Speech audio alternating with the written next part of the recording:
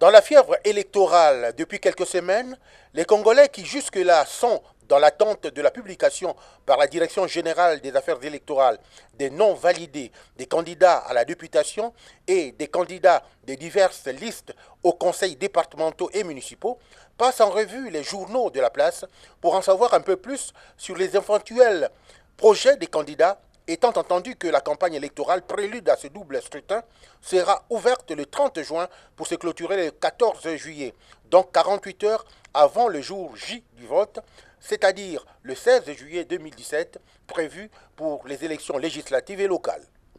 Entre-temps, cette même population donne de la voix sur le profil de leur député. Un député, bien sûr qu'il est d'une circonscription, mais il doit penser nation. Ce n'est pas la tribu. La tribu, c'est une identité remarquable qui peut être positivée, mais pas telle qu'on l'utilise au Congo. Parce qu'on a tout tribalisé, on a tout politisé. C'est pour cela qu'il y a ces dérives-là auxquelles nous assistons.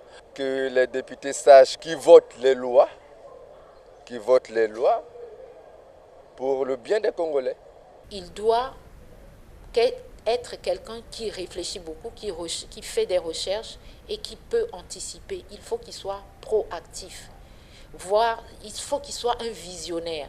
Et ce coup de gueule aux promesses non tenues de certains députés. Quand ils viennent là, ils viennent nous faire les campagnes, ils nous font des promesses, je vais faire ceci, c'est là, c'est là, c'est là. Aujourd'hui, quand on va là-bas, on lui vote. Mais même rentrer chez lui, c'est des problèmes, mais non, il ne peut pas vous recevoir. Parce que c'est qu'il est déjà passé. Nous assistons à, disons, des députés marinières, députés d'argent. Ce n'est pas ça le député. Ainsi, les populations en appellent à la probité morale des candidats.